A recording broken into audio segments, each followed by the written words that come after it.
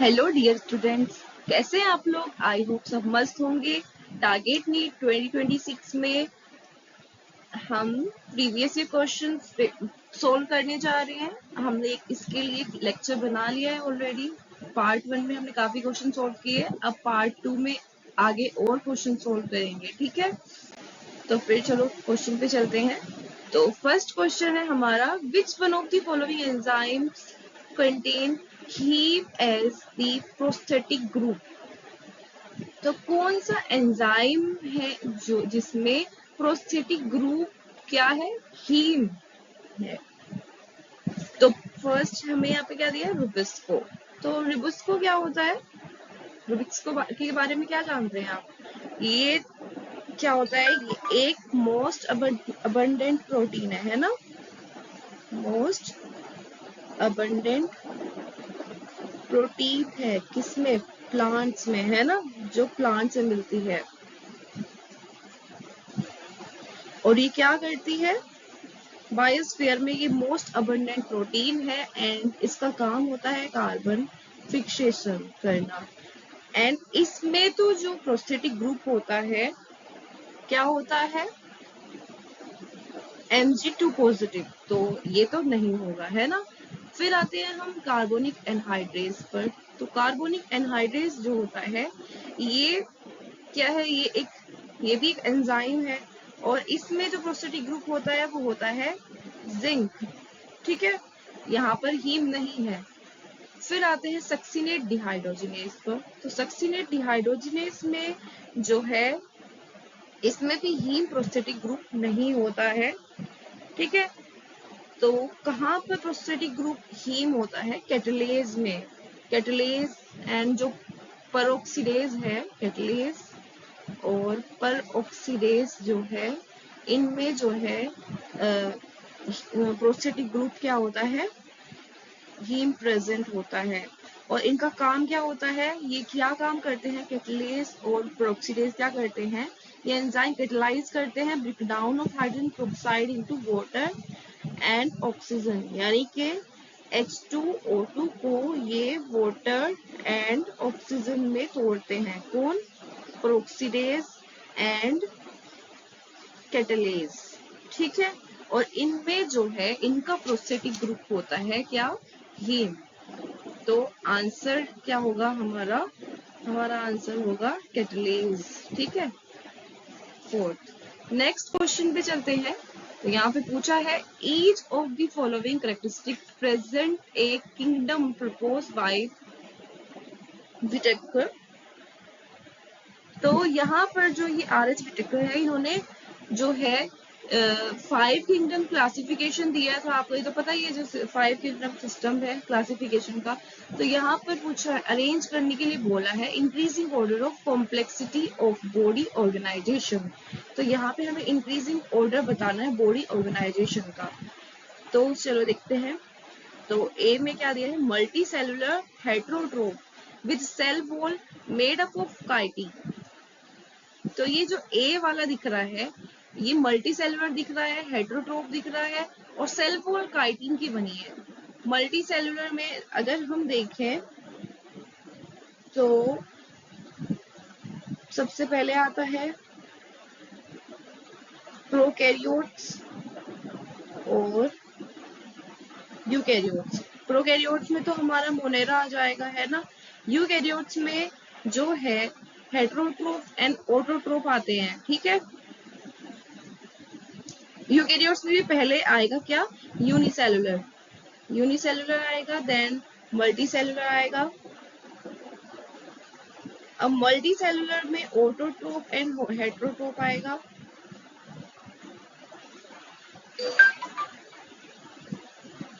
ठीक है, अब मल्टी सेलुलर बोला है, फिर साथ ही हेट्रोट्रोफ बोला है। हेट्रोट्रोफ में भी दो आएंगे, एक जिनके अंदर सेल वॉल होगी और दूसरे सेल वॉल लेस जो होंगे, जिसमें क्या है, सेल वॉल नहीं होगी। तो सेल वॉल किन के अंदर होती है हेट्रोट्रोफ में, तो ये तो हमें फंजाई में देखने मिलेगा। ठीक है, तो ये तो फर्स्ट पे नहीं आएगा। ठीक है, इसके बाद आते हैं हेट्रोट्रोफ with heterotroph with tissue, organ system, level of organization। तो ये भी नहीं आएगा, ठीक है।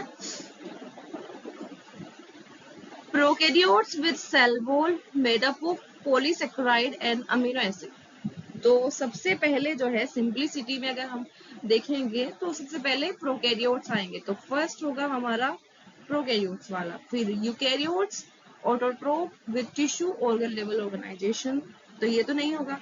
Eukaryotes with cellular body organisation, यानी कि पहले तो फर्स्ट तो प्रोकैरियोट्स में ये हो गया है, एंड सेकंड में आएगा यूकैरियोट्स में जो ये यूनिसेलुलर होते हैं, जिनका क्या होगा, सेलुलर बॉडी ऑर्गेनाइजेशन होगा। सेकंड में तो ये रहेंगे, तो हमारा जो सेकंड पे आएगा वो क्या आएगा, वो ये होगा eukaryotes with cellular body organisation. तो सी हो गया, ई हो गया, सी ई इन दो में दिख रहा है सी, ठीक है। इसके बाद देखते हैं multi cellular heterotroph with cell wall made up of chitin. तो यहाँ पर जो है देखो, एक्चुअली ये पहले ऑटोट्रोफ और हेटरोट्रोफ के बेस पर नहीं, पहले ये सेल वॉल के बेस पर जो है उन्हें रखा जाता है ना। यहाँ पर कि इनके पास सेल वॉल है या फिर वो सेल वॉल लेस है, उनके पास सेल वॉल नहीं है। तो जो सेल वॉल होगी उसमें ऑटोट्रोफ होंगे या फिर हेटरोट्रोफ होंगे। अब सेल वॉल वाले हेटरोट्रोफ कौन है, प्लांट्स है ऑटोट्रोफ, और सेल वॉल वाले हेटरोट्रोफ कौन है, वो है फंजाई। और सेल वॉल लेस और साथ ही हेटरोट्रोफ उसमें कौन आ जाता है, एनिमल आ जाते हैं, ठीक है। तो थर्ड में फिर हमारा क्या आएगा, थर्ड में आएगा हेटरोट्रोफ होंगे, जिसमें मतलब मल्टी सेलुलर है, हेटरोट्रोफ है, और सेल वॉल जो है उनकी काइटिन की बनी हुई है, ठीक है। तो यहाँ पर जो है अब क्या आएगा, ए आएगा थर्ड पोजीशन पर, ठीक है, ए आ गया, वो दोनों में ए ही दिख रहा है, ये हो गया थर्ड। अब फोर्थ में देखते हैं हेटरोट्रोफ विद टिश्यू ऑर्गन सिस्टम या यूकैरियोट ऑटोट्रोफ विद टिश्यू। तो इनमें पहले कौन आएगा, तो किसका जो बॉडी ऑर्गेनाइजेशन कॉम्प्लेक्स लग रहा है आपको, एनिमल्स का या फिर प्लांट्स का। तो ऑफ कोर्स एनिमल्स का जो बॉडी ऑर्गेनाइजेशन होता है वो काफी कॉम्प्लेक्स होता है, तो यानी कि जो बी वाला है वो लास्ट में आना चाहिए, है ना, ये आना चाहिए फिफ्थ पर, एंड इससे पहले आना चाहिए प्लांट्स। तो यहाँ पे कौन आंसर कौन सा होगा हमारा, C E A D B. Next question पे चलते हैं, who is known as the father of ecology in India. तो इंडिया में फादर ऑफ इकोलॉजी के नाम से किसे जाना जाता है, तो इसमें आते हैं हमारे डॉक्टर रामदाव मिश्रा, ठीक है, ये प्रोफेसर रामदाव मिश्रा है जो कि इंडियन फादर ऑफ इकोलॉजी है, ठीक है। इसके अलावा जो ये एस आर कश्यप है, ये फादर ऑफ इंडियन बायोलॉजी है, और ये जो राम उदार है ये बायोलॉजिस्ट हैं, और ये बिरबल सहानी भी जो है इंडियन पैलेंटियो बॉटनी के फादर हैं, ठीक है। तो आंसर होगा यहाँ पे राम देव मिश्रा जो है वो फादर ऑफ इकोलॉजी है इन इंडिया। नेक्स्ट क्वेश्चन, यहाँ पर हमें ये लिस्ट मैच करनी है, कौन यहाँ पे साइंटिस्ट के नेम दिए हैं और यहाँ पर उन्होंने किस पे वर्क किया है, ठीक है, या फिर क्रोमेटिन हेट्रोक्रोमेटिन क्या होता है। तो फर्स्ट अगर कुछ भी नहीं पता है तो ये तो पढ़ा ही होगा आपने कि फ्रेडरिक ग्रिफिथ एक्सपेरिमेंट पढ़ा होगा कि उन्होंने जो है स्ट्रेप्टोकोकस निमोनी पर एक्सपेरिमेंट किए थे ना, कि क्या किया था उन्होंने इस एक्सपेरिमेंट में, क्या किया था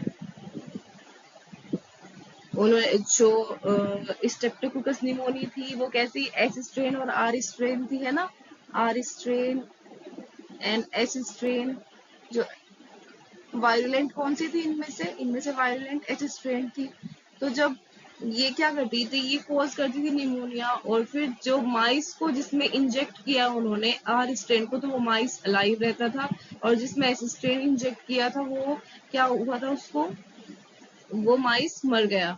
ठीक है, फिर हीट किल एस स्ट्रेन ली थी, फिर हीट किल एस स्ट्रेन ने जो था उससे माइस नहीं मरा, लेकिन जब आर और हीट किल एस दोनों को मिलाकर इंजेक्ट किया देन माइस डाई हो गया। तो इस एक्सपेरिमेंट से क्या पता लगा था, इस एक्सपेरिमेंट में जो था कोई मतलब ट्रांसफॉर्मिंग जो प्रिंसिपल है उसके बारे में बात की गई थी, है ना, कि कोई ट्रांसफॉर्मिंग प्रिंसिपल होता है जो कि एस स्ट्रेन से आर में मतलब जिसने आर को एस में कन्वर्ट कर दिया, एक तरीके से आर को ऐसा बना दिया कि वो भी वो चीज प्रोड्यूस करने लगी जो उसको वायलेंट बना दी। नेक्स्ट, एल्फ्रेड हार्शचीज ने क्या किया था, हार्शचीज ने ये बताया था कि जो डीएनए मतलब उन्होंने एक्सपेरिमेंट किया था वो जिसने जिसने प्रूव किया था कि डीएनए जो है वो जेनेटिक मटेरियल है ना, DNA as genetic material conformation जो है वो हार्शचीज ने दिया। देन यूक्रोमेटिन क्या होता है, loosely packed and light strain जो पोर्शन होता है दैट इज यूक्रोमेटिन, ठीक है, डीएनए में। और जो आपको डेंसली पैक्ड दिखेगा और डार्क स्ट्रेन आएगा वो क्या होता है, वो हेट्रोक्रोमेटिन होता है। तो ए का हमारा क्या हो गया है, ए का हार्श चीज, ए का हो गया 4, ए का 4 कहाँ दिख रहा है, यहाँ पे दिख रहा है एंड यहाँ पे दिख रहा है। बी का हो गया लूजली पैक्ड लाइट स्ट्रेन, तो बी का हो गया कौन सा, थर्ड, बी का थर्ड, तो यही वाला आंसर हो गया है। फिर सी का जो है 1 एंड डी का 2, तो answer is third. Next question पे चलते हैं। Neoplastic characteristic of cell refers to, तो न्यू प्लास्टिक करेक्टर्स का मतलब पता है क्या होता है, यानी कि कार्सिनोजेनिक करेक्टर, सेल का वो करेक्टर जो उसको मेलिग्नेंट या कार्सिनोजेनिक बना रहा है दैट इज नियोप्लास्टिक करेक्टर, यानी कि नियोप्लास्टिक सेल हम उसी को बोलते हैं जो कैंसर सेल होती है ना, कैंसर सेल जो होती है तो उसके करेक्टर्स क्या क्या होंगे, क्या होंगे, a mass of proliferating cell, course वो बहुत डिवाइड करती जाएगी, डिवाइड करते जाएंगे, है ना, ऐसा कोई मास देखने मिलेगा जहाँ पे बहुत सारी सेल्स जो है वो डिवाइड कर रही है, जो सेल्स है वो लगातार डिवाइड करे जा रही है, रैपिड ग्रोथ हो रही है उनकी, और साथ ही क्योंकि ये जो है मेलिग्नेंट से रिलेटेड है तो क्या होगा, ये इन्वेजन होगा और डैमेज करेगा सराउंडिंग टिश्यू में। तो ये फर्स्ट सेकंड थर्ड ये तीनों क्या दिख रहे हैं करेक्टर। फोर्थ देखते हैं, those confined to original location, तो ऐसा बिल्कुल नहीं, क्योंकि ये न्यूप्लास्टिक है मेलिग्नेंट है तो ये एक ओरिजिनल लोकेशन पर नहीं रहेगा, ठीक है। तो यहाँ पे आंसर जो होगा A B C only, second होगा। Next question, given below are two statements, तो यहाँ पे स्टेटमेंट्स दिए हैं, देखते हैं। फर्स्ट स्टेटमेंट क्या है, the DNA fragments extracted from gel electrophoresis can be used in construction of recombinant DNA, तो जो डीएनए फ्रेगमेंट है उसको एक्सट्रैक्ट किया जेल इलेक्ट्रोफोरेसिस के थ्रू, ठीक है, फिर उसको रिकॉम्बिनेंट डीएनए में जो है यूज करते हैं कंस्ट्रक्शन करने में। तो ये तो सही लग रहा है कि भाई जब हमें कोई डीएनए है, हमें रिकॉम्बिनेंट डीएनए हमें चाहिए, कोई स्पेसिफिक पीस चाहिए डीएनए का, कोई टुकड़ा चाहिए, जीन ऑफ इंटरेस्ट चाहिए, ठीक है। तो क्या करते हैं, हमको ये हमारे पास ये डीएनए है तो हम इसमें इसको क्या है एंडोन्यूक्लियस से कट करेंगे, है ना, एंडोन्यूक्लियस से कट करते हैं ताकि जो है उस स्पेसिफिक लोकेशन वाला ही हम एंडोन्यूक्लियस यूज करें, मतलब हम यहाँ पे यूज करेंगे, एक स्पेसिफिक साइट होगी तो वहां पर अब ये क्या होगा, ये टुकड़ों में अलग अलग जो है पीसेस में कट गया है, टूट गया है। देन हम क्योंकि हमको जो है वो स्पेसिफिक पार्ट चाहिए तो हम यहाँ पे जेल इलेक्ट्रोफोरेसिस जब जेल रन करेंगे तो अलग अलग ये जो है डीएनए जो छोटे वाले टुकड़े होंगे वो अलग आएंगे, बड़े वाले पीछे रह जाएंगे। तो हमें एक स्पेसिफिक मोलिकुलर वेट का चाहिए, हमें पता है कि भाई इस मोलिकुलर वेट का है वो वाला, तो हमने वो वाला डीएनए जो है वहां से निकाल लिया, ठीक है। देन हम उसको आरडीटी में यूज करेंगे, यानी कि कोई प्लाज्मिड होगा ये हमारा, और उस प्लाज्मिड में हम इस डीएनए को जो है, मान लो ये प्लाज्मिड रेड कलर का रख लेते हैं और ये डीएनए जो है ये ग्रीन है, और अब इसका इंसर्शन करेंगे इसमें, तो हमको ये हो गया, ठीक है। रिकॉम्बिनेंट डीएनए हमने बना लिया, RDNA लिख देते हैं, ठीक है। तो यहाँ पे यही बोला कि जो डीएनए फ्रेगमेंट है जो कि जेल इलेक्ट्रोफोरेसिस से एक्सट्रैक्ट किए कि उसको रिकॉम्बिनेंट डीएनए बनाने में यूज कर सकते हैं, तो ये तो बिल्कुल सही है। Second, smaller size DNA fragment are observe near anode. तो अब देखो एनोड और कैथोड की बात आ जाती है। डीएनए पर जो होता है कैसा चार्ज होता है, नेगेटिव चार्ज होता है, तो वो किधर जाएगा, पॉजिटिव चार्ज की तरफ। तो पॉजिटिव चार्ज यानी कि एनोड वाला जो इलेक्ट्रोड होगा इधर होगा, दूसरी साइड कैथोड। तो जो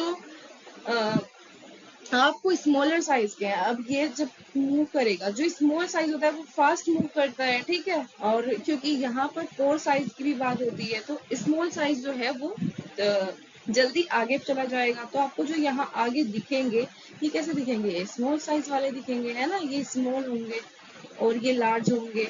तो यही बोला इन्होंने कि जो स्मॉल साइज डीएनए फ्रेगमेंट्स होते हैं वो एनोड की तरफ दिखेंगे, वाइल लार्ज साइज के जो है वो वेल के पास मिलेंगे। यहाँ पर वेल जहाँ से मतलब इनको डीएनए को यहाँ से जहाँ से छोड़ा है वेल में, तो उसके नजदीक आपको लार्ज वाले दिखेंगे। जो लार्ज दिख रहे हैं इसके पास दिख रहे हैं ना ये वाले, और ये दूर दिख रहे हैं, कहाँ दिख रहा है, एनोड के पास दिख रहे हैं। तो ये दोनों जो है दोनों ही बिल्कुल सही है।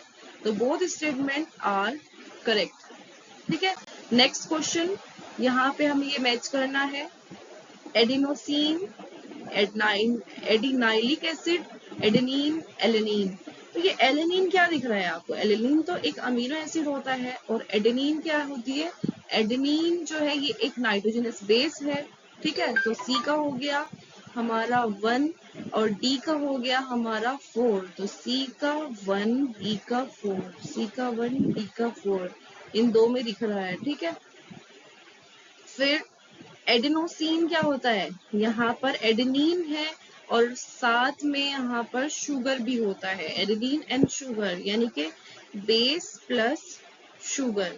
बेस प्लस शुगर क्या होती है, न्यूक्लियोसाइड होती है, यानी कि ए का हो गया थर्ड, ए का थर्ड। एंड एडिनाइलिक एसिड क्या होती है, ये होती है यहाँ पर बेस भी होती है प्लस शुगर भी होती है प्लस फॉस्फेट ग्रुप भी होता है, ठीक है। तो ये क्या होती है हमारी न्यूक्लियोटाइड, बी का हो गया 2। तो आंसर है हमारा यहाँ पे थर्ड, ठीक है। नेक्स्ट क्वेश्चन पे चलते हैं। The reductive division for the human female gametogenesis start earlier than that of male gametogenesis. तो जो रिडक्टिव डिवीजन होता है ह्यूमन फीमेल गेमेटोजेनेसिस में, वो पहले ही शुरू हो जाता है मेल गेमेटोजेनेसिस से। तो इसके बारे में क्या है, ये बात तो सही लग रही है। क्यों भाई, सही कैसे है कि जो गेमेटोजेनेसिस होती है फीमेल में उसको oogenesis बोलते हैं। एंड oogenesis जो है वो एम्ब्रियोनिक स्टेज में ही शुरू हो जाती है। डेवलपमेंट कब शुरू हो जाता है, मियोसिस फर्स्ट कब शुरू हो जाता है, मियोसिस फर्स्ट स्टार्ट हो जाता है कब, बिगिंस ड्यूरिंग एम्ब्रियोनिक स्टेज, ठीक है, एम्ब्रियोनिक डेवलपमेंट में। लेकिन मेल में तो ऐसा नहीं होता है, ठीक है। मेल में जो स्पर्मेटोजेनेसिस होता है वो कब होता है, मेल में स्पर्मेटोजेनेसिस आफ्टर प्यूबर्टी होता है ना। जब प्यूबर्टी आ जाती है तब ये काम शुरू होता है, और फीमेल में वो एम्ब्रियोनिक स्टेज में दिख रहा है। तो ये वाला तो बिल्कुल सही लग रहा है कि ये ए जो है वो करेक्ट है। तो जिसमें भी ए है उसका चांसेस है कि ये हो सकता है, ये हो सकता है। Second, the gap between the first meiotic division and second meiotic division is much shorter for male compared to female. तो मेल में जब स्पर्मेटोजेनेसिस होती है तो मेल में क्या होता है, पहले जैसे है स्पर्मेटोगोनिया होता है, फिर प्राइमरी स्पर्मेटोसाइट बनता है, सेकेंड स्पर्मेटोसाइट बनता है, जैसे ये स्पर्मेटोगोनिया है, ठीक है। Primary spermatocyte, secondary spermatocyte, then spermatid. तो यहाँ पर जो है मियोसिस फर्स्ट हुई है, यहाँ पर मियोसिस सेकेंड हुई है, ठीक है। ये यहाँ पे होती है माइटोसिस के थ्रू ये बनता है। तो यहाँ तो फर्स्ट मियोसिस और सेकेंड मियोसिस बहुत जल्दी हो जाती है, इनके बीच में कोई खास गैप नहीं होता है। लेकिन जो oogenesis में होता है उसमें जो प्राइमरी oocyte और सेकेंड oocyte जो इस मतलब जो मियोसिस होता है उसमें बहुत लार्ज गैप होता है, ठीक है, काफी डिले हो जाता है। यहाँ तो ऐसा होता है कि मियोसिस सेकंड जो होता है, मियोसिस जो सेकंड होता है वो तो फर्टिलाइजेशन के बाद होता है, आफ्टर फर्टिलाइजेशन, है ना। फर्टिलाइजेशन के बाद होता है, जब ऐसा होता है कि फ्यूज हो जाता है sperm ovum and then sperm से जो सेंट्रियोल है वो अंदर जाती है, देन वो मियोसिस सेकंड कंप्लीट होता है। तो फर्टिलाइजेशन के बाद अगर कंप्लीट हो रहा है, और शुरू कब हुआ है, देखो मियोसिस होना एक बिगिनिंग तो एम्ब्रियोनिक स्टेज में हो गई है, लेकिन फिर वो मियोसिस फर्स्ट कंप्लीट कब होगा, प्यूबर्टी में। मियोसिस सेकंड कब कंप्लीट होगा, जब फर्टिलाइजेशन हो जाएगा। तो कितना बड़ा गैप है, और अगर फर्टिलाइजेशन ना हो तो होगा ही नहीं। तो यहाँ पर जो है सेकंड मियोटिक डिवीजन में जो है फीमेल में तो भाई बहुत गैप है, तो इन्होंने बोला है कि मेल में बहुत शॉर्ट है एज कंपेयर टू फीमेल, तो बिल्कुल इन्होंने सही बोला है। फिर third, the first polar body is associated with the formation of primary oocyte। तो फर्स्ट पोलर बॉडी क्या एसोसिएटेड है विद प्राइमरी oocyte, तो प्राइमरी oocyte तो वो रहता ही है, देन प्राइमरी oocyte से जब सेकेंडरी oocyte बनती है, जब फर्स्ट पोलर बॉडी जो है वो बनती है, तो ये तो नहीं होगा, ये सेकेंडरी oocyte के साथ है। फिर LH सर्ज जो होता है वो डिसइंटीग्रेशन कराता है एंडोमेट्रियम का and onset of menstrual bleeding. तो ऐसा कहाँ पे पढ़ा भाई, जब LH सर्ज होता है, LH सर्ज होगा तो ओवोल्यूशन होगा, ठीक है, ओवम जो है वो रिलीज हो जाएगा, एंड ओवम रिलीज होने के बाद फिर क्या होगा, उसके बाद प्रोजेस्टेरोन जो है वो बढ़ेगा काफी ज्यादा, ठीक है, ओवम रिलीज होगा, प्रोजेस्टेरोन बढ़ेगा, और वो किसकी वजह से बढ़ेगा, क्योंकि वहां पे कॉर्पस ल्यूटियम जो है उसकी वजह से प्रोजेस्टेरोन बढ़ेगा, प्रोजेस्टेरोन बढ़ेगा तो एंडोमेट्रियम तो यहाँ पे और ज्यादा प्रिपेयर होगी, एंड देन एंडोमेट्रियम प्रिपेयर होगी, अगर फर्टिलाइजेशन नहीं हुआ उसके बाद जाके क्या होगा, जब जब प्रोजेस्टेरोन कम होगा उसकी वजह से क्या होगा, डिस इंटीग्रेशन होगा एंडोमेट्रियम का, ना कि ओवोल्यूशन में। LH सर्ज की वजह से ओवोल्यूशन हो रहा है, ओवोल्यूशन के बाद आ रही है कौन सी वाली फेज आ रही है, उसके बाद आ रही है जब प्रोजेस्टेरोन काफी ज्यादा बढ़ता है, और प्रोजेस्टेरोन जब बढ़ता है तो एंडोमेट्रियम और ज्यादा थिक होती है, एक टाइम हो जाता है, कॉर्पस ल्यूटियम सीक्रेट करता रहता है प्रोजेस्टेरोन को, लेकिन एक टाइम ड्यूरेशन रहता है उसका, अगर उस टाइम ड्यूरेशन में जो है वो फ्यूज नहीं हुआ, फर्टिलाइजेशन नहीं होता है, तो देन वो एंडोमेट्रियम को वो उसका डिसइंटीग्रेशन होता है, वो किस वजह से, प्रोजेस्टेरोन के घटने की वजह से। तो यहाँ पर सही कौन सा है, तो ये भी गलत है, यहाँ पर A एंड B ट्रू है। नेक्स्ट क्वेश्चन पे चलते हैं। All living members of the class Cyclostomata are. तो जो साइक्लोस्टोमेटा की क्लास के लिविंग में ये जो होते हैं, ये सब कैसे होते हैं, ये ऊपर रहते हैं, उनके ऊपर किसी भी एनिमल्स के जिनके ऊपर रहेंगे, ठीक है, ये अंदर तो नहीं होते, तो एंडोपैरासाइट नहीं कह सकते, फ्री लिविंग भी नहीं होते ये, और ना ये सिम्बायोटिक एसोसिएशन शो करते हैं, कैसे होते हैं, क्योंकि बॉडी के ऊपर रहते हैं होस्ट की, दैट्स व्हाई हम इनको एक्टोपैरासाइट बोलते हैं। Next question, given below are two statements, assertion और रीजन है, ठीक है। असर्शन में क्या बोला है, primary function of Golgi apparatus is to package the material made by endoplasmic reticulum and deliver it to intracellular target and outside cell। तो हाँ, गोल्गी apparatus जो है वो ऐसा काम करती है, पैकेजिंग करती है, और जो एंडोप्लाज्मिक रेटिकुलम से जो भी मतलब मटेरियल आता है उसकी पैकेजिंग होती है, देन उसको आउटसाइड वगैरह भेजा जाता है, मतलब अंदर भी और बाहर भी भेजा जाता है। Second, vesicle containing material made by endoplasmic reticulum fuse with the cis phase of Golgi and they are modified and released from trans phase of Golgi apparatus. तो बात तो दोनों की दोनों ठीक है बिल्कुल कि ये वाली बात भी ठीक है कि भाई क्या हो रहा है कि वो पैकेजिंग हो रही है। दूसरी बात कि वो वहां से जा रहा है, ठीक है, फ्यूज कर रहा है और इधर से निकल भी रहा है। तो यहाँ पर है in the light of above statement choose the correct answer कि आंसर यहाँ पे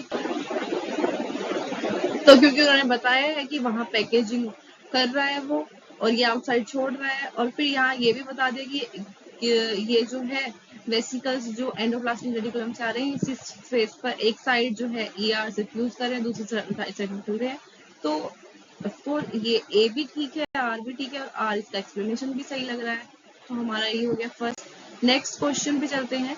यहाँ पूछा है क्या, यहाँ पूछा है कि ये जो मैच करना है हमें स्क्रूटेलम क्या है एंड तो स्क्रूटेलम किसको बोलते हैं? स्क्रूटेलम बोलते हैं जो मोनोकोट का जो कोटिलीडन होता है उसको ही स्क्रूटेलम बोला जाता है। ठीक है, तो हमारा ए का हो गया है सेकंड, ए का सेकंड 2 में दिख रहा है। ठीक है, फिर नॉन एल्बुमिनस सीड, तो नॉन एल्बुमिनस यानी कि जो सीड जिसमें एंडोस्पर्म जो है वो नहीं रहता है, ठीक है, उसको नॉन एल्बुमिनस बोलते हैं क्योंकि ये कंप्लीटली कंज्यूम हो गया है जब एम्ब्रियो डेवलपमेंट हुआ है। तो कहाँ पर आपको एंडोस्पर्म जो है वो बिल्कुल नहीं मिलता है। एंडोस्पर्म कहाँ देखने मिलता है? बचा बाकी का एंडोस्पर्म कहाँ बचता है? मोनोकोट में बचता है, डाइकोट में तो नहीं बचता है ना। तो जो नॉन एल्बुमिनस सीड होते हैं वो कौन होते हैं? डाइकोट होते हैं। डाइकोट यानी कि हमारी जो ये ग्राउंड नट है ये नॉन एल्बुमिनस है। फिर आते हैं एपीब्लास्ट पर। तो एपीब्लास्ट क्या होता है?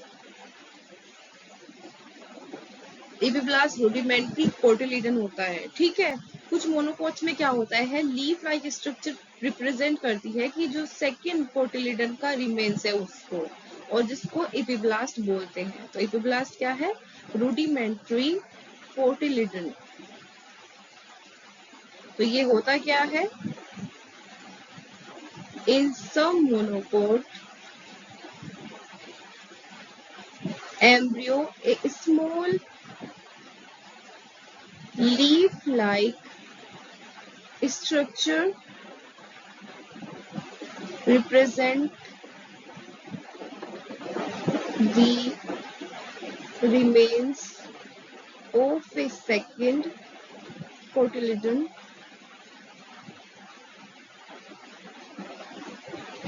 which is called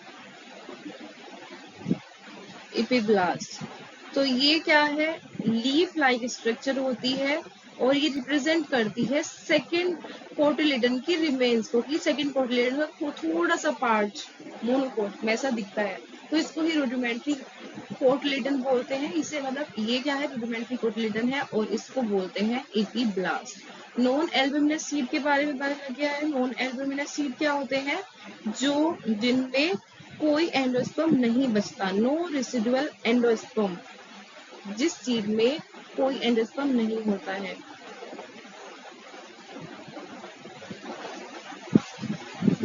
non albuminous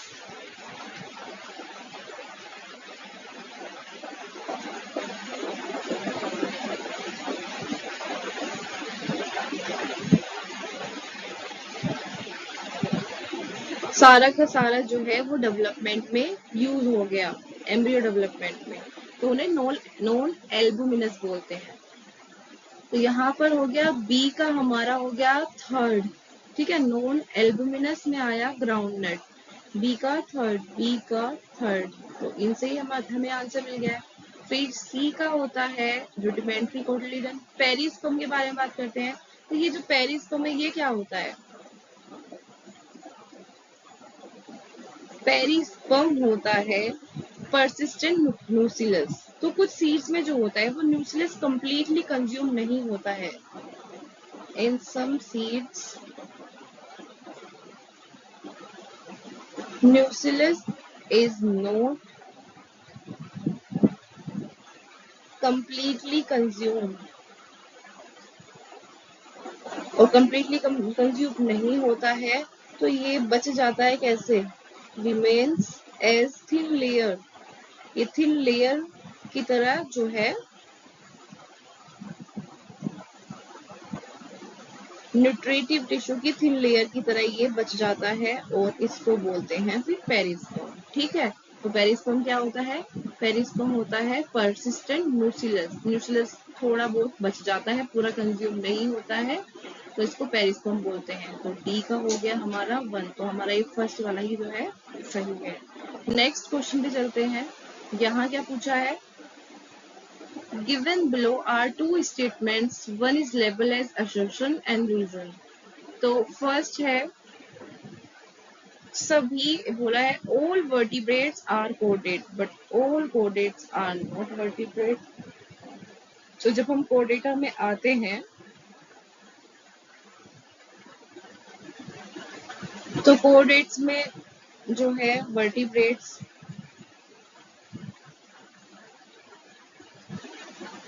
जो होते हैं वो अलग सब फाइलम हो जाता है किसका?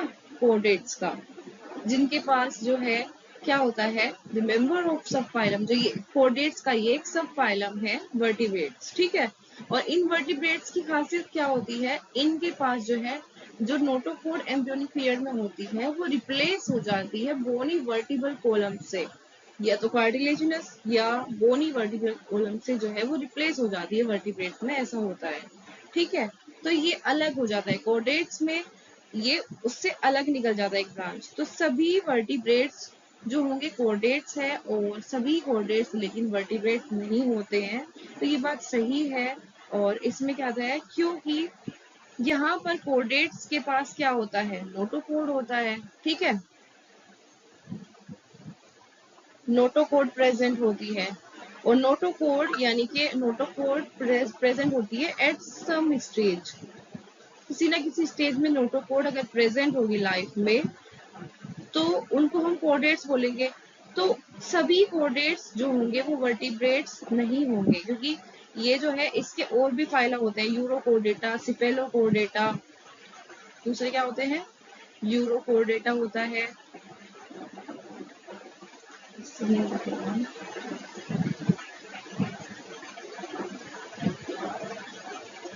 यूरोकोडेटा,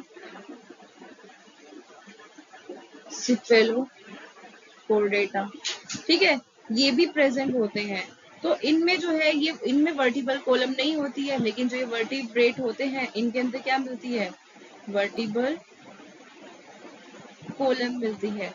तो यानी कि ये वर्टिब्रेट तो सारे के सारे कोडेट्स में आएंगे, लेकिन क्या सारे कोडेट्स यानी कि ये वाले जो है यूरोकोडेट्स और जो ये सिफेलोकोडेट्स दिख रहे हैं, तो ये तो भाई ये वर्टिब्रेट्स नहीं हो सकते ना, ये दोनों तो वर्टिब्रेट्स नहीं हो सकते।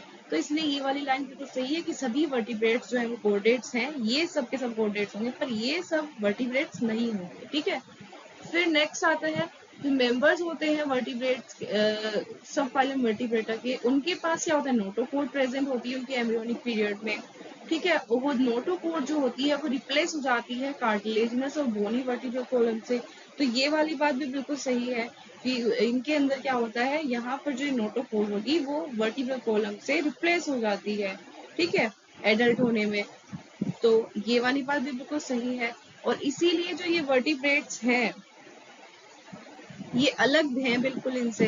ठीक है, ये कोडेट्स हैं लेकिन ये वर्टिब्रेट इसीलिए बने क्योंकि इनके अंदर ये वर्टिब्रल कॉलम आई है, इसीलिए इनको वर्टिब्रेट बोला है। तो यहाँ पर बिल्कुल सही है, ये दोनों बिल्कुल ठीक है, ए भी ठीक है, आर भी ठीक है, और साथ ही क्योंकि ये बता रहा है वर्टिब्रेट्स के बारे में कि भाई वर्टिब्रेट है क्या, ये एक्सप्लेनेशन लग रहा है बिल्कुल ए का, तो इसलिए आर जो है वो करेक्ट एक्सप्लेनेशन है ए का। ठीक है, नेक्स्ट पे चलते हैं। Identify the statement. तो यहाँ पर देखना है हमें इनको कौन सा करेक्ट नहीं है। Each antibody has 2 light and 2 heavy chain. तो ये बात तो सही लग रही है कि वाई शेप की हमने देखा है एंटीबॉडी जो होती है वो थोड़ी वाई शेप की होती है, और इसमें ये दो आपको हेवी चेन दिख रही है, ये दो लाइट चेन दिख रही है, रिप्रेजेंट भी करते हैं H2L2 से एंटीबॉडी को, है ना। एंटीबॉडी रिप्रेजेंट बाय H2L2, तो ये बात तो बिल्कुल सही है। The heavy chain and light chain are revealed together by disulphide bond, तो ये बात भी बिल्कुल सही है। इनको जोड़ कौन रहा है, यहाँ पर डाइसल्फाइड होती है, वो इस तरीके से इनको यहाँ से और इस तरह से जोड़ के रखती हैं, ठीक है। तो ये बिल्कुल ठीक है, डाइसल्फाइड बॉन्ड के थ्रू ये एक साथ जुड़ी होती हैं। Antigen binding site is located at C terminus region of antibody molecule, तो क्या ये सी टर्मिनस रीजन पर होती है, कहाँ पर प्रेजेंट होंगी, इस जगह पर जो ये वाला रीजन होता है, यहाँ के आसपास जो है ये वी टर्मिनस रीजन होता है, और ये होता है इधर सी टर्मिनस वाला रीजन। तो वी टर्मिनस साइड पर जो होता है ये एंटीजन से जुड़ते हैं, तो सी टर्मिनस रीजन नहीं होता है, यानी कि थर्ड गलत है और ये थर्ड ही हमारा आंसर है। फिर आता है कांस्टेंट रीजन जो होता है हैवी और लाइट चेन का, लोकेटेड एट सी टर्मिनस, तो ये तो बिल्कुल सही है। इधर जो है क्या होता है, ये कांस्टेंट रीजन है, ये वाला भी कांस्टेंट है, ये भी, तो ये constant region C terminus side होता है, और जो दूसरी साइड होती है वेरिएबल साइड होती है एन टर्मिनस साइड, जिसको वेरिएबल कहाँ मिलती है, एन। अब सी और एन यहाँ पे क्या बोला है, सी एन, क्योंकि ये प्रोटीन है, एंटीबॉडी प्रोटीन होती है, प्रोटीन में अमीनो एसिड्स होते हैं, तो एक साइड पे तो क्या होगा, एक साइड पे तो NH2 NH3 पॉजिटिव फ्री होगा, एक तरफ सी हो नेगेटिव फ्री होगा, तो जिधर ये सी ये वाला हो सी टर्मिनस होगा, ये एन टर्मिनस होगा, है ना। Next, silencing of specific mRNA is possible via RNAi, तो जो साइलेंसिंग होती है वो किसके थ्रू होती है, आरएनए को क्या बोलते हैं, आरएनए इंटरफेरेंस, ठीक है, आरएनए इंटरफेरेंस। तो ये आरएनए इंटरफेरेंस में होता क्या है, यहाँ पर डबल स्ट्रैंडेड आरएनए होता है, ठीक है, डबल स्ट्रैंडेड आरएनए। अब ये क्या करता है, या तो ये ट्रांसलेशन, यानी कि ट्रांसलेशन को, या फिर जीन एक्सप्रेशन को, मतलब जीन एक्सप्रेशन ट्रांसलेशन को इनहिबिट करता है, या तो ये इस जो एमआरएनए बनेगा उस एमआरएनए को डिग्रेड कर देगा, या वहां जाके बस उसको ट्रांसलेशन से रोक देगा। तो साइलेंसिंग होगी यहाँ पर किसके थ्रू होगी, कॉम्प्लीमेंट्री डबल स्ट्रैंडेड आरएनए के थ्रू, ठीक है। नेक्स्ट क्वेश्चन, यहाँ पर gene R and gene Y दिया है, इंडिपेंडेंट असोर्टमेंट को फॉलो करते हैं ये दोनों। अगर ये आर आर वाई वाई, यानी कि क्या दिया है, capital R capital Y Y, ये क्या प्रोड्यूस कर रहे हैं, राउंड येलो सीड प्रोड्यूस कर रहे हैं, एंड ये स्मॉल वाई क्या प्रोड्यूस कर रहे हैं, wrinkled and green seed produce कर रहे हैं। तो इन्होंने पूछा है कि फिनोटाइपिक रेशियो क्या होगा F2 जनरेशन का। अगर आपने नहीं भी पढ़ा है तो आपको ये पता होगा F1 जनरेशन में अब क्या आने वाला है, F1 जनरेशन में अब यहाँ पर गैमेट्स क्या बनेंगे, कैपिटल आर कैपिटल वाई, ये गैमेट्स बनेंगे, यहाँ पे स्मॉल आर स्मॉल वाई। अब जब ये गैमेट यूज करेंगे तो R small I capital Y small Y. F1 में आपको क्या मिलने वाला है, फिनोटाइप में राउंड येलो मिलेंगे। अब यहाँ से गैमेट्स कितने तरीके के बनेंगे, capital R capital Y small R capital Y small R, फिर वो कैपिटल आर स्मॉल वाई और स्मॉल आर स्मॉल वाई, 4 तरह के गैमेट्स बनेंगे। और यहाँ पर जो है 4 यूनिट स्क्वायर ड्रॉ करो, तो 4 तरह के गैमेट इधर, 4 तरह के गैमेट इधर, यानी कि मेल और फीमेल के रखे जाते हैं।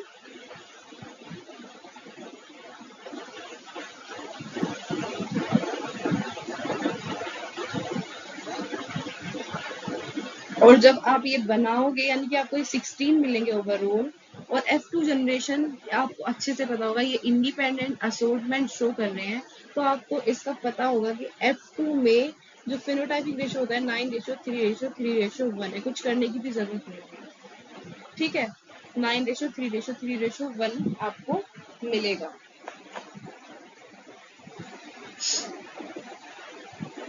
अगर मोनोहाइब्रिड क्रॉस की बात करते हैं तो वहां पर फिनोटाइपिक रेशियो क्या रहता है? जो ये 3:1 जो दिख रहा है ये किसका है? ये मोनोहाइब्रिड का है। और ये फिनोटाइपिक कहाँ देखने के लिए मिलता है आपको? 1:2:1। फिनोटाइपिक ये कहाँ मिलेगा? नॉर्मली तो जीनोटाइपिक रहता है, फिनोटाइपिक ये आपको मिलेगा जहां पर इनकम्प्लीट डोमिनेंस होगा या फिर को डोमिनेंस होगा, है ना। तो फिनोटाइपिक रेशियो जो ये 9:3:3:1 है, ये इंडिपेंडेंट असोर्टमेंट का है। एंड ये वाला मोनोहाइब्रिड क्रॉस का है, यानी कि जहाँ पे लॉ ऑफ डोमिनेंस और लॉ ऑफ सेग्रीगेशन वाले का, ठीक है। एंड ये जो है फिनोटाइपिक आपको इनकम्प्लीट और कोडोमिनेंस में मिलेगा। Next, histone are enriched with. तो जो ये हिस्टोन प्रोटीन होती है, इनके बारे में थोड़ा पता होना चाहिए आपको। हिस्टोन प्रोटीन यानी कि इनका एसोसिएशन किसके साथ दिखाते हैं? डीएनए के साथ। ये हमारा डीएनए है और इनको हमें लपेटना है, इन्हें छोटी सी सेल के अंदर इतने बड़े डीएनए को रखना है, तो उसको पूरा अच्छे से लपेट कर रखना होगा, ठीक है। अब ये हिस्टोन ऑक्टामर्स होते हैं, ठीक है। और इन पर जब ये डीएनए लिपटता है क्या बनता है? न्यूक्लियोसोम बनता है। अब डीएनए जो है आप अच्छे से जानते हैं, डीएनए पर होता है नेगेटिव चार्ज, ठीक है। किसकी वजह से होता है? इस फॉस्फेट ग्रुप की वजह से नेगेटिव चार्ज होता है डीएनए पर। अगर डीएनए को किसी के साथ इंटरेक्शन कराना है, अच्छे से दोस्ती बना के रखनी है, तो उस पर चार्ज कैसा होना चाहिए? पॉजिटिव चार्ज होना चाहिए। तो हिस्टोन प्रोटीन में जो है किस टाइप के अमीनो एसिड्स होने चाहिए कि वो पॉजिटिवली चार्ज हो जाए? उसके पास होने चाहिए ऐसे जो बेसिक हो, है ना, यानी कि जिनके पास एक्स्ट्रा NH2 ग्रुप प्रेजेंट हो या NH3 पॉजिटिव एक्स्ट्रा प्रेजेंट हो साइड चेन में, बेसिक अमीनो एसिड प्रेजेंट होने चाहिए। तो बेसिक अमीनो एसिड आपको यहाँ कहाँ दिख रहे हैं? क्या फिनाइल एल्निन बेसिक है? नहीं। ल्यूसीन बेसिक है? नहीं। ये लाइसिन एंड आर्जिनिन होते हैं, इनके पास एक्स्ट्रा इनकी जो आर चेन जो होती है अमीनो एसिड को, जब हम देखते हैं यहाँ पर इसमें ये ग्रुप होता है NH3 पॉजिटिव होता है, एक H होता है, ये एक R होता है। इसके बेसिस पर हम अमीनो एसिड को बांटते हैं अलग अलग में कि ये अमीनो एसिड किस टाइप का है। क्या ये अमीनो एसिड बेसिक है या ये एसिडिक है या फिर ये एरोमेटिक टाइप का है या फिर ये किस टाइप का है, वो सब इस आर चेन के अंदर क्या प्रेजेंट है उससे पता लगता है। अगर कोई बेसिक है तो इस आर चेन के अंदर एक्स्ट्रा NH3 प्रेजेंट होगा, एसिडिक है तो उसमें COO नेगेटिव प्रेजेंट होगा, एरोमेटिक यानी कि कोई ये बेंजीन रिंग आपको कुछ इस टाइप का या कुछ भी इस टाइप का देखने के लिए मिल जाएगा। तो ये जो लाइसिन होती है और आर्जिनिन होती है, इनके पास एक्स्ट्रा अमोनियम ग्रुप प्रेजेंट होगा, ये NH3 पॉजिटिव ग्रुप रहेगा साइड चेन में, और इसीलिए क्या है ये बेसिक है। और क्योंकि पॉजिटिव चार्ज होता है इस पर, तो यानी कि जो ओवरऑल हिस्टोन पर पॉजिटिव चार्ज दिखेगा और देन इनके बीच में अच्छा इंटरेक्शन होगा डीएनए और हिस्टोन के बीच में, ठीक है। Next question, the first menstruation is called. तो फर्स्ट मेंस्ट्रुएशन को मेनार्की बोलते हैं, ये बात तो पढ़ी है आपने डायरेक्ट लाइन में। मेनोपॉज तो नहीं बोलेंगे, मेनोपॉज क्यों बोलेंगे? मेनोपॉज तो बिल्कुल लास्ट वाले को बोलते हैं, है ना। ये तो लास्ट के लिए यूज होता है, जब बिल्कुल एंड हो जाता है। और ये किस एज में होता है? ये 45 से 55 की एज में होता है। फर्स्ट कौन सी है? फर्स्ट ये है।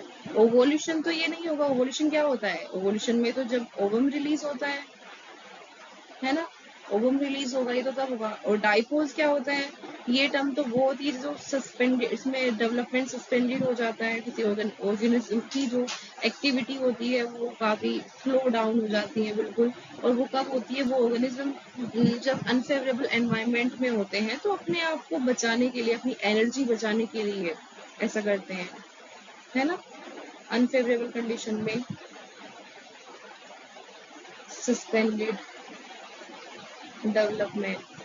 ठीक है, नेक्स्ट क्वेश्चन पे चलते हैं।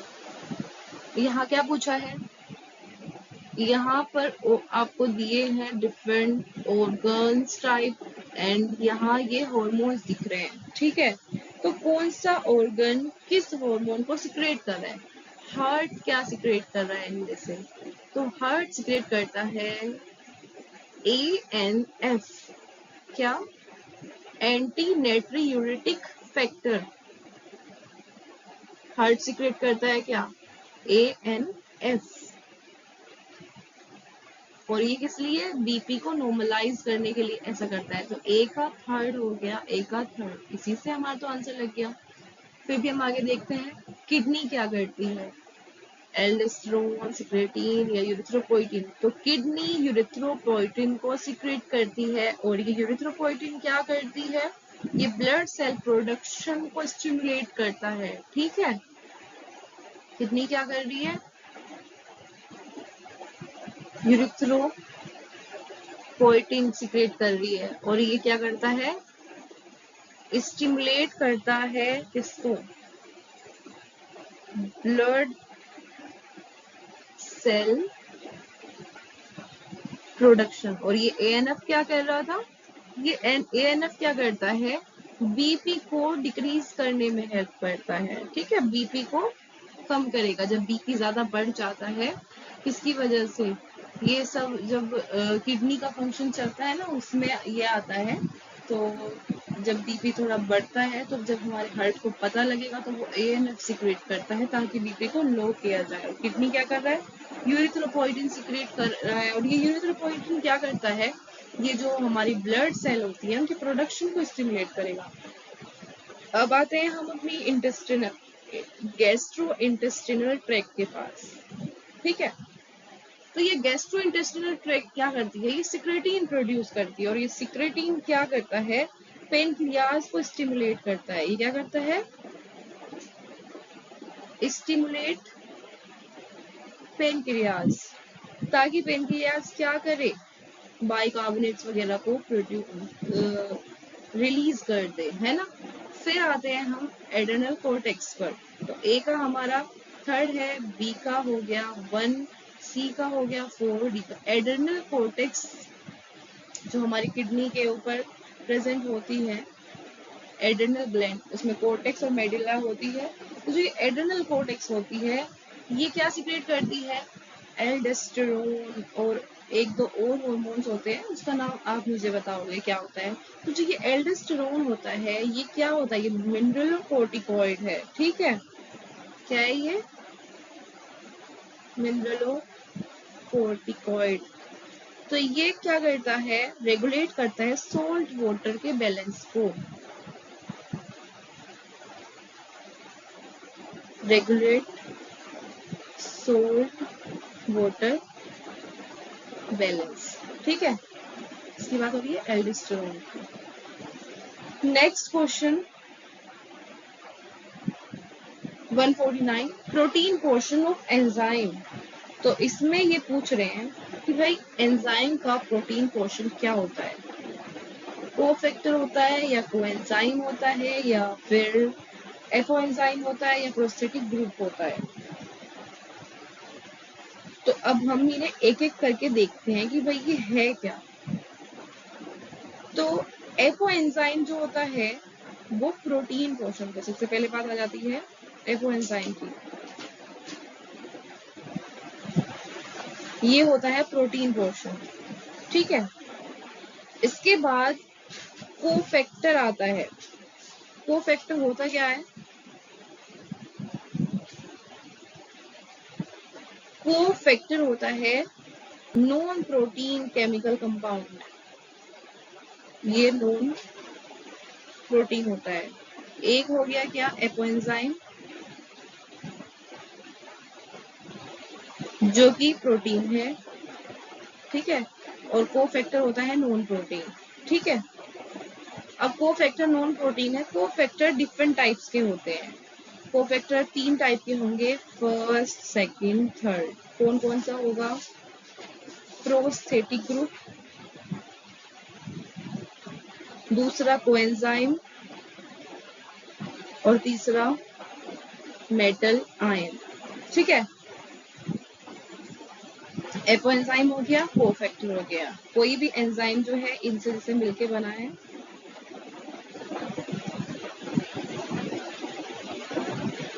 एंजाइम, और उस एंजाइम को क्या बोलते हैं, होलो एंजाइम। ठीक है, होलो एंजाइम के अंदर एक प्रोटीन पार्ट होगा और दूसरा नॉन प्रोटीन पार्ट होगा, जिसको कोफैक्टर बोलते हैं। कोफैक्टर अलग अलग टाइप के हो सकते हैं, या तो प्रोस्थेटिक ग्रुप हो, या फिर कोएंजाइम हो, या मेटल आयन हो। ये प्रोस्थेटिक ग्रुप क्या होगा, प्रोस्थेटिक ग्रुप होगा कोई ऑर्गेनिक कंपाउंड। ये क्या होगा, ऑर्गेनिक कंपाउंड होगा, और ये टाइटली लिंक्ड होगा। ठीक है, यानी कि कोई बॉन्ड वगैरह बनी होगी। फिर कोएंजाइम आता है, ये भी ऑर्गेनिक होता है, पर ये लूजली लिंक्ड होता है। ठीक है, लूजली लिंक्ड रहेगा। मेटल आयन में हमारा क्या आ जाएगा, कोऑर्डिनेशन बॉन्ड बनाएगी मेटल आयन। तो ठीक है, तो ओवरऑल जो होलो एंजाइम होता है, होलो एंजाइम में दो चीजें प्रेजेंट होंगी, एक एपोएंजाइम पार्ट होगा यानी कि जो प्रोटीन पार्ट होगा, और दूसरा कोफैक्टर होगा। एपोएंजाइम प्रोटीन पार्ट होता है और कोफैक्टर नॉन प्रोटीन पार्ट होता है। और कोफैक्टर प्रोस्थेटिक ग्रुप भी हो सकता है, कोफैक्टर जो है वो कोएंजाइम भी हो सकता है, कोई मेटल आयन भी हो सकता है। कोफैक्टर जो है कोएंजाइम और प्रोस्थेटिक ग्रुप, ये जो है ये कोफैक्टर के ही टाइप है। तो प्रोटीन पोर्शन कौन सा हुआ आंसर में हमारा, आंसर है हमारा ये थर्ड, यानी कि प्रोटीन पोर्शन क्या है हमारा, एपो एंजाइम है। ठीक, apo enzyme. Next, which of the following unit of productivity. तो प्रोडक्टिविटी की यूनिट क्या होती है इकोसिस्टम में। तो जब हम बात करते हैं किसकी, प्राइमरी प्रोडक्शन की, तो प्राइमरी प्रोडक्शन होता क्या है, टोटल अमाउंट ऑफ बायोमास। कोई बायोमास है, टोटल जो भी है बायोमास लिया, ठीक है, per unit area and per unit जो भी उसका टाइम हुआ है। तो बायोमास को हम किससे क्या यूनिट होगी बायोमास की, बायोमास की यूनिट हो जाएगी हमारी यहाँ पर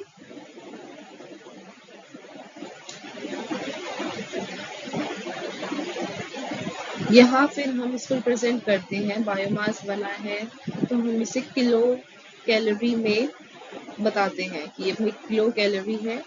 ठीक है, और एरिया के लिए हम क्या लगाएंगे, मीटर स्क्वायर। और अगर हमें टाइम देना होगा तो टाइम में आ जाएगा क्या हमारा, टाइम में हम ईयर लेते हैं। ठीक है, तो जब हम प्राइमरी प्रोडक्टिविटी की बात करते हैं या इसकी प्रोडक्शन की, तो हम यहाँ पर जो है किलो कैलोरी यानी कि कितना बायोमास प्रोड्यूस हुआ है, कितना कितने एरिया में हुआ है, कितना टाइम लिया है, तो यानी कि बायोमास कितना एरिया कितना टाइम। तो प्राइमरी प्रोडक्टिविटी, अगर प्रोडक्शन की बात करते तो हम इसको लिख सकते थे, इसमें टाइम नहीं दिया है, जिसमें टाइम दिया है ये आएगा प्रोडक्टिविटी में। ठीक है, तो ये होगा क्या,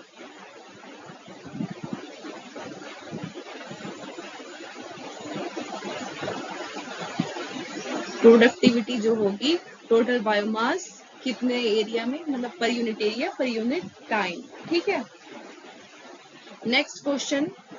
इस क्वेश्चन में देखो क्या पूछा है, यहाँ पर दी है स्ट्रक्चर्स दी है, एनालोगस और होमोलोगस, कन्वर्जेंट, डाइवर्जेंट, ये दिया है। और स्वीट पोटैटो और पोटैटो दिए हैं, और ये बोल रहे हैं कि ये सर्टेन टाइप के इवोल्यूशन को रिप्रेजेंट करते हैं।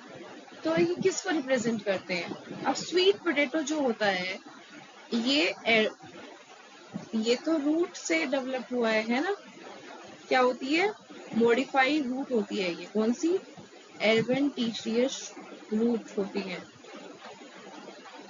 जबकि पोटैटो जो होते हैं वो एडवेंटिशियस स्टेम है।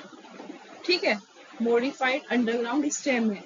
लेकिन दोनों के दोनों बिल्कुल सेम तरीके से आपको दिख रहे हैं, दोनों मिट्टी के अंदर जा रहे हैं, फूड स्टोर कर रहे हैं, यानी कि आपको स्ट्रक्चर, भले ही इनका ओरिजिन अलग है, दोनों का जो ओरिजिन है वो अलग है, जो स्वीट पोटैटो है एंड पोटैटो है, तो इनका ओरिजिन जो है, स्ट्रक्चर जो है वो डिफरेंट है, लेकिन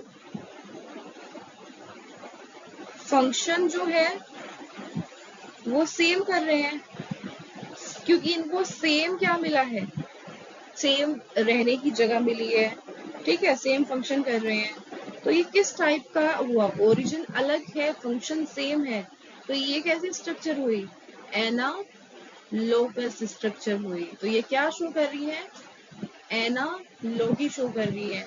और क्योंकि दोनों को एक तरीके का एनवायरनमेंट, एक तरीके की चीज मिली, तो यानी कि कन्वर्जेंट, ठीक है, कन्वर्जेंट और एनालॉगी शो कर रहे हैं ये, क्योंकि ये बेसिक जो इनकी स्ट्रक्चर जो ओरिजिन है वो अलग है, लेकिन फंक्शन की वजह से ये सेम दिख रही हैं, सेम काम की वजह से ये सेम आपको दिख रही है, दोनों फूड स्टोर कर रही है, लेकिन बिल्कुल वैसे सिमिलर नहीं है।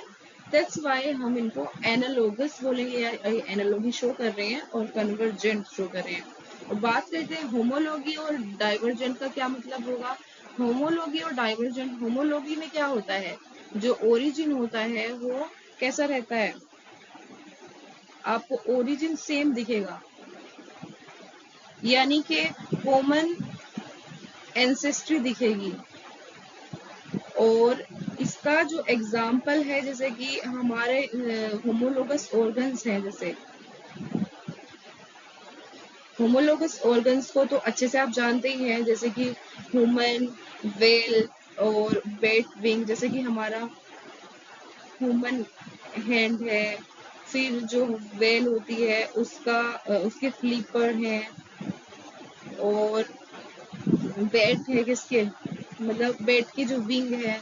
तो ये सब जो है बेसिक जो इनका ऑर्गेनाइजेशन है वो बिल्कुल सेम है, लेकिन अलग अलग फंक्शन करने की वजह से, डिफरेंट फंक्शन की वजह से, और क्योंकि ये डिफरेंट जगह पर रहते हैं, इनको डिफरेंट एनवायरनमेंट में रहना पड़ा, तो इन्हें डिफरेंट हैबिटेट की वजह से अपने अंदर चेंज आए, तो इसे डाइवर्जेंट इवोल्यूशन बोलते हैं, होमोलॉगी बोलते हैं, ठीक है। नेक्स्ट, अब यहाँ पर डायग्राम, पेडिग्री का डायग्राम दिया है, और हमें यहाँ पे देखना है, प्रोबेबिलिटी हमें पूछी है किसी चाइल्ड की, जिसमें डिजीज ना हो और वो कैरियर भी होना चाहिए, किसमें, F3 जनरेशन में, यानी कि इस जनरेशन में हमें कैरियर और कोई डिजीज वाला नहीं होना चाहिए, यानी कि हमें यहाँ पे कैरियर को देखना है, ठीक है। तो पहले हम इस ट्री को पढ़ने की कोशिश करते हैं कि भाई ये ट्री किस टाइप का है। ऊपर से मदर है, मदर से डॉटर्स के अंदर आपको जाते हुए दिखी बीमारी, सन तो यहाँ दिखाई ही रखे हैं, और मदर से डॉटर में गई तो डॉटर कैरियर हो गई। अब ये सेकेंड जनरेशन में इस मदर से जब सन के पास गई तो वो कैरियर नहीं बना। तो इस जगह से हमें पता लग रहा है कि जब इस मदर से सन के पास गई, देखो फादर नॉर्मल था, मदर बीमार थी, जब डॉटर के पास बीमारी गई तो डॉटर पूरी बीमार नहीं हुई, तो इसका मतलब तो पता लग गया। तो इस बात से इतना तो साबित हो रहा है कि भाई ये जो है रिसेसिव है, क्योंकि यहाँ कोई सन नहीं दिखाया तो हम नहीं पता सकते, लेकिन नेक्स्ट जनरेशन में ये रिसेसिव मदर से सन बीमार दिख रहा है, ठीक है। तो यानी कि इसके पास से जो एक्स आया बीमार वाला वो इसके पास आ गया, और इसके पास एक ही एक्स है, तो ये बीमार दिख रहा है, तो इसका मतलब ये कैसा है, ये x linked recessive disorder show करते हैं। अब हमें इस जनरेशन में F3 में देखना है कि कितने, जब इनकी शादी होगी इस कैरियर की और इसकी, तो कैसे बच्चे होंगे।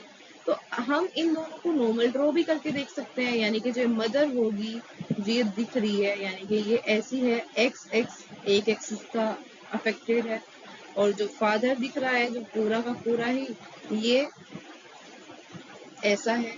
तो अब जब हम इनका चार्ट ड्रॉ करेंगे और इनसे जो बच्चे होंगे, यानी कि X dot Y, X dot X, तो X dot X dot X dot Y, X dot X X Y. तो यहाँ इन्होंने पूछा है कि कोई डिजीज भी नहीं होनी चाहिए और कैरियर होना चाहिए। तो कैरियर कितने दिख रहे हैं? ये ऊपर दिख रहा है, ये तो डिजीज है, इसको तो बीमारी है, ये भी बीमार है, ये भी बीमार है, ठीक है, इनको तो डिजीज है। सिर्फ यहाँ पर एक दिख रहा है जो कैरियर दिख रहा है, तो यानी कि 4 में से एक कैरियर दिख रहा है, यानी कि 1/4 कैसा है? कैरियर है। डिजीज कैसा है? 1/2 डिजीज है, 1/4 कैरियर है। सिर्फ एक है ना, तो यानी कि आंसर होगा हमारा first. Next question, given below are two statements, one is labeled as assertion and other is reason. Cell of tapetum possess dense cytoplasm and generally have more than one nucleus. तो tapetum की जो cell होती है उनका cytoplasm dense होता है। Tapetum क्या होती है? जो एंथर होती है उसकी इनर लेयर होती है ना टेपिटम, जो अंदर न्यूट्रिशियस लेयर होती है, ठीक है, दैट इज टेपिटम। और इस टेपिटम का काम क्या होता है? न्यूट्रिशन प्रोवाइड कराना। जो जर्मिनेटिंग पोलन ग्रेन्स है उनको, उन पोलन ग्रेन्स को खाना कौन दे रहा है? न्यूट्रिशन कौन दे रहा है? ये टेपिटम दे रहा है। और इन टेपिटम के अंदर तभी साइटोप्लाज्म डेंस होता है और एक से ज्यादा न्यूक्लियस प्रेजेंट होता है, क्योंकि उनको ज्यादा प्रोटीन वगैरह बनानी है, ठीक है।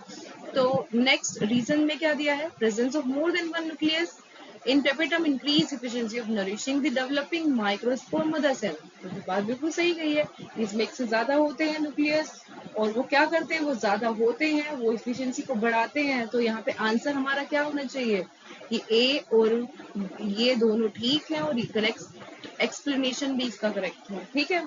नेक्स्ट क्वेश्चन पे चलते हैं, how many meiotic and mitotic division need to occur for development of mature female gametophyte from megasperm mother cell in angiosperm plant।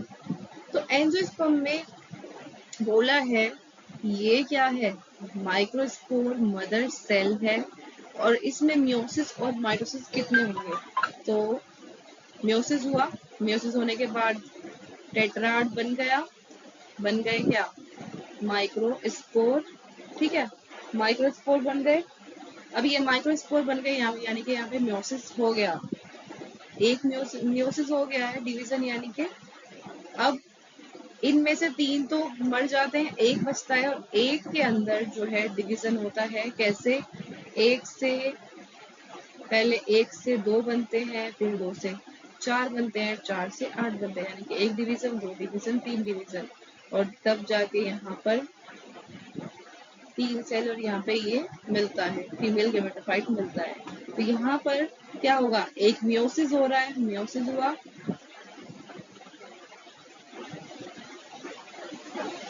हुआ, और माइटोसिस हुए, ठीक है।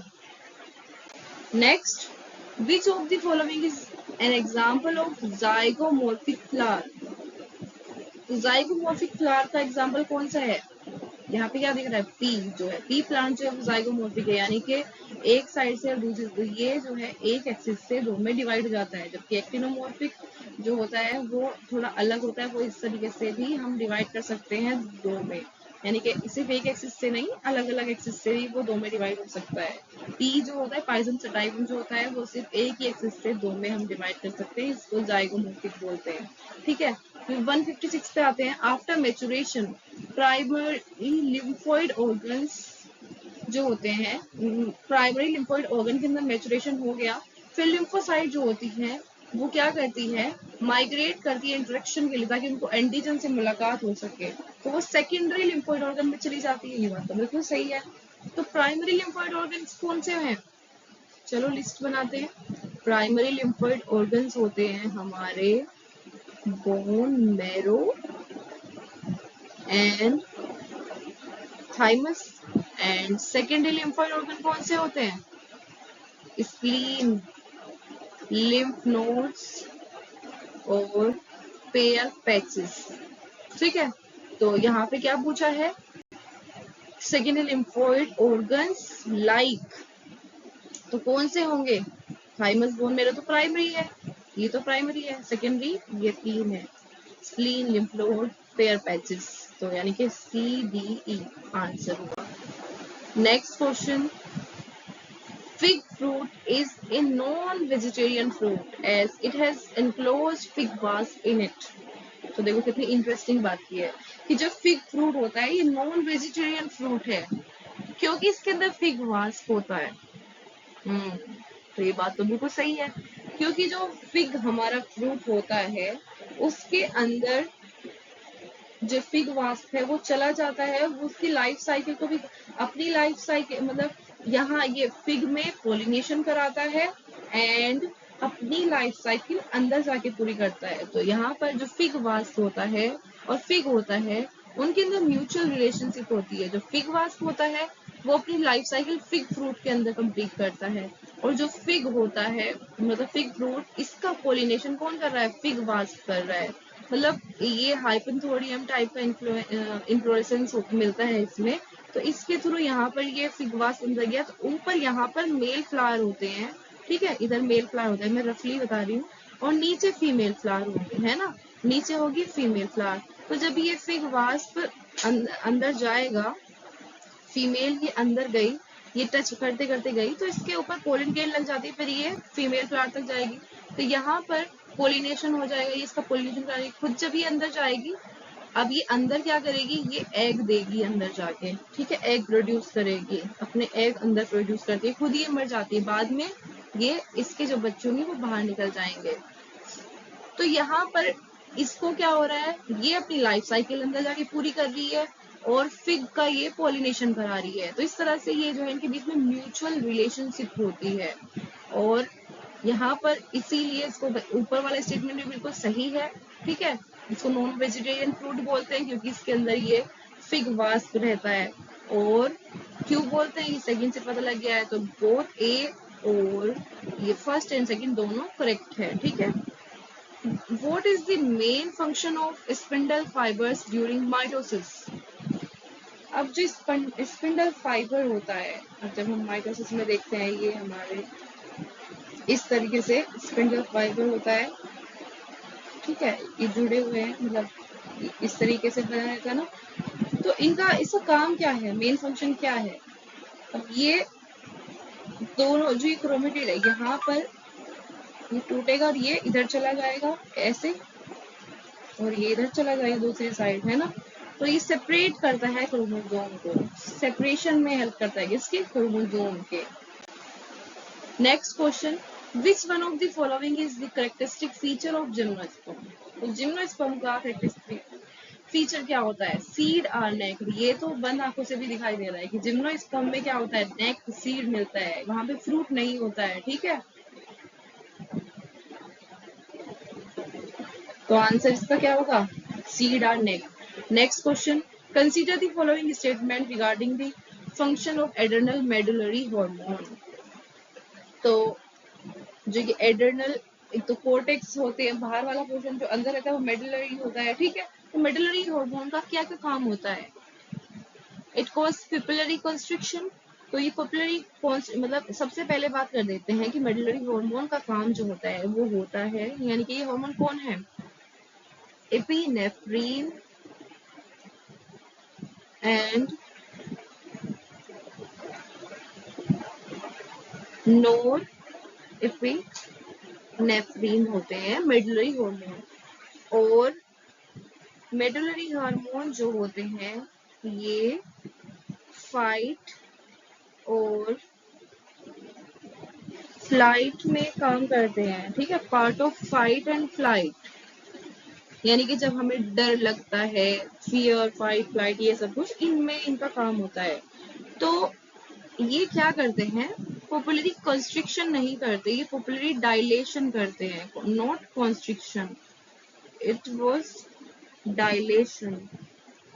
और दूसरी चीज ये क्या करते हैं, क्योंकि